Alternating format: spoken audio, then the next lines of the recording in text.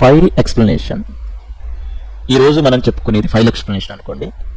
File అనేది చాలా important అండి. ఫైల్ అనేది చాలా చాలా ఇంపార్టెంట్. ఫైల్ అంటే మీ ఫైల్ అనేది ఎలా ఉంటుంది? ఇప్పుడు ఫైల్ గురించి నేనేం చెప్పాలనుకుంటున్నానంటే, ఫైల్ అనేది ఎలా ఉంటుంది చూడటానికి, అది ఎందుకు యూజ్ అవుతుంది, ఓకే, దాన్ని ఎలా క్రియేట్ చేస్తారు అంటే ఫైల్ కాదండి. ఇప్పుడు దీనికైనా సరే డిస్ప్లే అనేది చాలా ఇంపార్టెంట్, యూజ్ అనేది చాలా ఇంపార్టెంట్, క్రియేట్ చేసుకోవడం అనేది కూడా చాలా ఇంపార్టెంట్.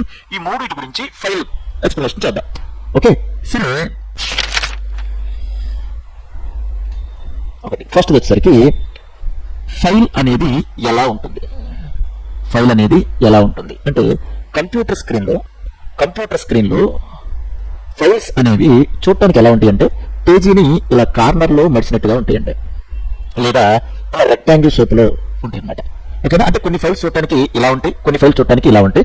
దీని ఫర్ ఎగ్జాంపుల్గా మనం చెప్పుకోవాల్సి వస్తుంది. ఇది ఫైలే, ఇది కూడా ఫైలే, ఇది కూడా ఫైలే, ఇది కూడా ఫైలే. చూడండి, ఈ ఫైల్స్ అనేవి ఎలా ఉన్నాయి అంటే ఇవేమో రెక్టాంగిల్ షేప్లో కనిపిస్తా ఉన్నాయి.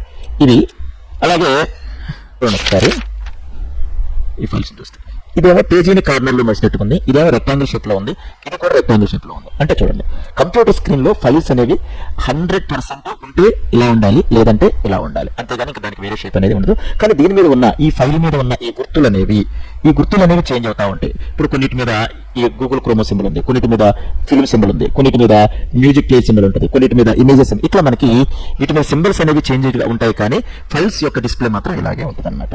ఓకేనా? చూడవేసరికి ఫైల్ యొక్క యూజ్ ఏంటి అంటే కంప్యూటర్ స్క్రీన్లో ఫైల్ అనేది ఎందుకు యూజ్ అవుతుంది అంటే, ఒక ఫైల్ ఉంది అంటే అది మనకి ఎందుకు ఉపయోగపడుతుంది అంటే, సింపుల్గా నేను ఏం చెప్తానంటే రీడ్ అండ్ ప్రింట్. అంటే ఒక ఫైల్ అనేది ఎందుకు యూజ్ అవుతుంది అంటే చదవడానికి, ప్రింట్ తీసుకోవడానికి. చదవాలన్నా అక్షరాలు ఉండాలి, ప్రింట్ తీసుకోవాలన్నా అక్షరాలు అనేవి ఉండాలి.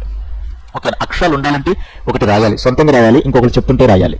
ఓకేనా? అంటే ఒక పేపర్ మీద మనం అక్షరాలు అనే వాటిని రాస్తే, ఒక పేపర్ మీద మనం అక్షరాలు అనే వాటిని రాస్తే రాసిన దాన్ని ఏమంటారంటే ఫైల్ అంటారు.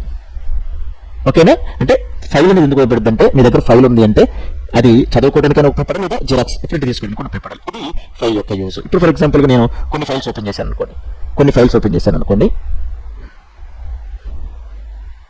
ఈ ఫైల్స్ అనేది ఇప్పుడు ఫర్ ఎగ్జాంపుల్ ఈ ఫైల్స్ ఓపెన్ చేశాను. ఈ ఫైల్ చూడండి, ఒకటి ఇక్కడ ఉన్న వాటిని చదువుకోవచ్చు అనమాట. ఇక్కడ ఉన్న వాటిని మీరు చదువుకోవడానికి అవకాశం ఉంది, అలాగే వీటిని మనం ప్రింట్ తీసుకోవడానికి కూడా అవకాశం అనేది ఉంటుంది అనమాట.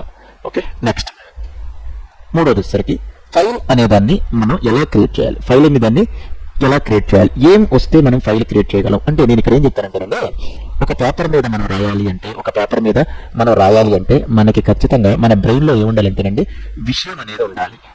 ఒక పేపర్ మీద మనం రాయాలంటే మన బ్రెయిన్లో విషయం ఉండాలి, సబ్జెక్ట్ ఉండాలి.